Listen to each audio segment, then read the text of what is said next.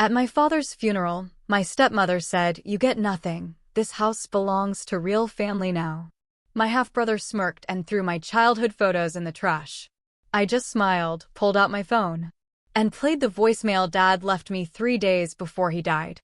The color drained from their faces. They thought they'd won.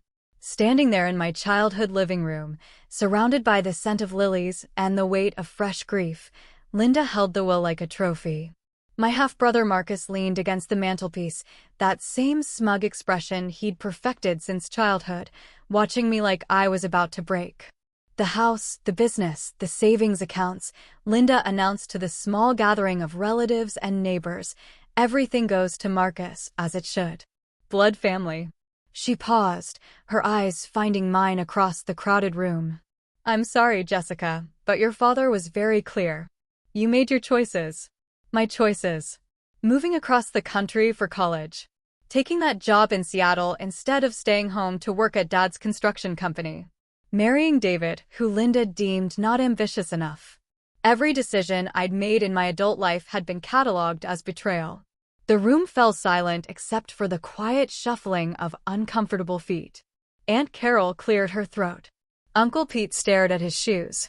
These were the same people who'd watched me grow up, who'd celebrated my graduation, my wedding, my promotion to senior architect. Now they couldn't meet my eyes. Marcus pushed off from the mantelpiece and walked to the coffee table where I'd placed a small box of childhood photos I'd brought to share during the service. Without a word, he picked it up and dumped the contents into the trash can beside Dad's leather chair.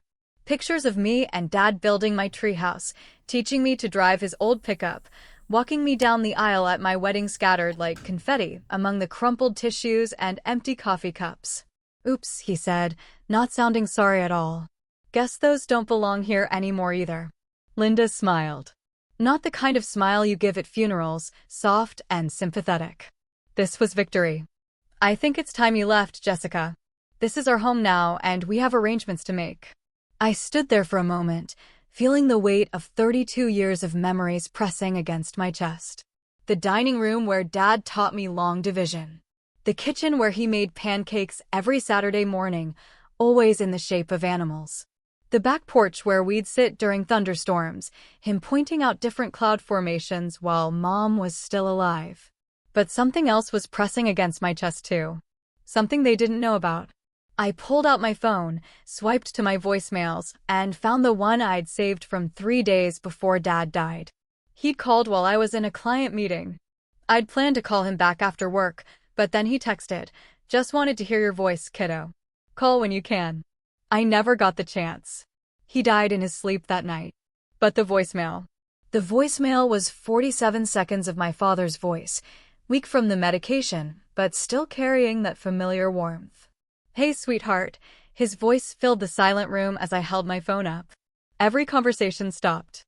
"I know you're probably busy with that big project, but I needed to tell you something while I still can." Linda's grip on the will tightened. Marcus straightened up, his smirk faltering. "Linda doesn't know about the real will, the one I filed downtown last month with Jenkins and Associates. She thinks that paper she's holding means something, but it's just the old version. The real one? Everything goes to you, Jess. Every last penny." The color drained from Linda's face like someone had opened a valve. She looked down at the papers in her hands as if they might spontaneously combust. Dad's voice continued, stronger now, like he'd found his rhythm. "The house, the business, all of it. You're the only one who ever understood what I was trying to build. Marcus." There was a pause, a sigh. Marcus wants everything handed to him. "But you learned the value of earning your place." Uncle Pete's head snapped up. Aunt Carol's mouth fell open. The neighbors who'd come to pay respects began whispering among themselves. "Linda's going to be taken care of, don't worry about that. There's a trust fund set up, enough for her to live comfortably. But the legacy? That's yours. You're my daughter, my real daughter, the one who called every Sunday even when I was too tired to talk, who remembered my birthday when my own son forgot, who flew across the country every Christmas even though Linda made it clear you weren't welcome." I watched Marcus's face transform. The smugness evaporated, replaced by something raw and desperate. He lunged for my phone, but I pulled it back. "There's more," I said quietly. Dad's voice filled the room again. "I've left instructions with Mr. Jenkins. If anyone contests this will or tries to claim I wasn't of sound mind, there's a psychiatric evaluation I had done last week specifically for this purpose. Dr. Morrison will testify that I was completely lucid and aware of my decisions." Linda's hands were shaking now. The will she'd been holding so proudly fluttered to the floor. "Jessica, I know this is going to cause problems. I know they're going to be angry. But I need you to know that every choice you made, every time you chose your own path over the easy one, it made me proud. You didn't need my money or my business to become successful. You did that on your own. But now, I want you to have what I built, because you're the only one who'll use it to build something even better." The voicemail ended with Dad's voice growing soft again. "I love you, kiddo. More than you'll ever know. Don't let them make you feel like you don't belong. This is your family, this is your home, and it always will be." The silence that followed was deafening. Linda sank into Dad's chair, her carefully composed facade crumbling. "This isn't possible," she whispered. "He wouldn't. We discussed this." "You discussed inheriting his money," I said, my voice steady despite the emotions churning inside me. "He discussed who deserved it." Marcus was staring at the scattered photos in the trash can, as if seeing them for the first time. "Dad always liked you better," he said, but the accusation came out hollow, defeated. "No," I replied, kneeling to collect the photos. "Dad loved us both. But love isn't the same as respect. And respect has to be earned." Aunt Carol was the first to move. She came over and helped me gather the pictures, her hands gentle as she picked up a photo of me and Dad at my high school graduation. "I'm sorry," she whispered. "We should have said something." Uncle Pete followed, then Mrs. Henderson from next door, then the Johnsons who'd lived across the street for 20 years.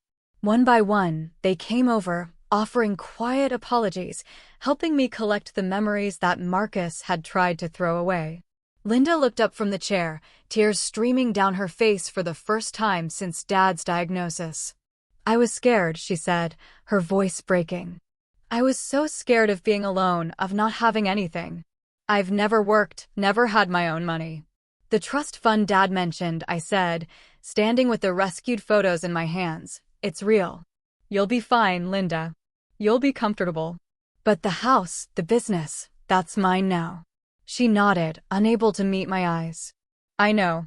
Marcus had gone quiet, staring out the window at the yard where Dad had taught us both to throw a baseball, where we'd built snow forts every winter until he decided he was too cool for family activities. "I wasted it," he said suddenly. "All those years, I wasted it. I thought he owed me something just for existing." I looked at my half-brother, this man I'd grown up with, fought with, competed with for our father's attention. "It's not too late," I said. "The business needs someone who knows it from the ground up. If you want to work for it, really work for it, there might be a place for you." He turned from the window, hope flickering in his eyes for the first time all day. "You do that? After what I just..." "Dad believed in second chances," I said. "But only for people willing to earn them." 2 weeks later, I stood in the lawyer's office downtown, signing the papers that made everything official. Linda was there, composed again but subdued. Marcus sat beside her, still processing everything that had changed. Mr. Jenkins, Dad's lawyer, slid the final document across the mahogany table. "Your father was very specific about his wishes," he said. "He came in every few months over the past year, updating and refining everything. He wanted to make sure there was no ambiguity." "Why didn't he tell me?" I asked, though I thought I knew the answer. "He was worried you'd try to talk him out of it," Jenkins replied. "He said you'd think he was giving you too much, that you'd want him to split everything evenly. But he was adamant. He said fairness isn't always equal." Linda spoke for the first time since we'd arrived. "He talked about you constantly," she said quietly. "Your projects, your clients, your life in Seattle." I was jealous. I thought if I could just erase you somehow, make you less important, maybe he'd focus on us more. "But that's not how love works," I said. "Dad had enough love for all of us. You just couldn't see it." She nodded, tears threatening again. "I know that now." 3 months later, I was back in Seattle, but things were different. The construction company was thriving under new management. Marcus had thrown himself into learning every aspect of the business, working alongside the crews, taking classes in project management and business accounting. He called me every week with updates, questions, and sometimes just to talk. Linda had sold the big house and moved into a smaller place closer to town. She'd started volunteering at the community center, teaching basic computer skills to seniors. She seemed lighter somehow, less burdened by the weight of trying to be someone she wasn't. As for me, I kept Dad's office exactly as he'd left it. His coffee mug still sat on the desk, his reading glasses folded beside a half-finished crossword puzzle. Sometimes I'd go there just to sit, to remember, to feel close to him again. The real surprise came 6 months after the funeral. I was going through Dad's desk, finally ready to sort through his personal papers, when I found a letter addressed to me in his handwriting. It was dated 2 weeks before he died. "Jessica," it began, "if you're reading this, then everything went according to plan." I know the voicemail was a bit dramatic, but I needed to make sure Linda and Marcus understood that this wasn't a whim or a last-minute decision. This was justice. He went on to explain how he'd watched me build my own life, create my own success, never asking him for anything. How he'd seen Linda's growing resentment and Marcus's sense of entitlement. How he'd realized that leaving everything to them wouldn't help them grow, it would only make them smaller. Real family, he wrote, isn't about blood or obligation. It's about showing up, about caring when it's inconvenient, about loving someone enough to let them find their own way and being proud when they do. The letter ended with a PS that made me laugh through my tears. "Check the floorboard under my desk.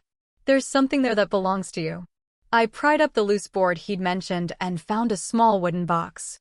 Inside was my mother's engagement ring, the one I thought had been lost years ago, and a note. She always said this should go to the daughter who understood that the best things in life are earned, not given. I called Marcus that night and told him about the letter. He was quiet for a long time before he spoke. He was right, he said finally. About everything. I spent so many years waiting for him to give me what I thought I deserved that I never tried to deserve anything. "And now?" I asked. "Now I'm learning," he said. "It's hard, but I'm learning." Today, the business is expanding into sustainable construction, something Dad always talked about but never had the resources to pursue. Marcus runs the day-to-day operations while I handle the design and planning from Seattle.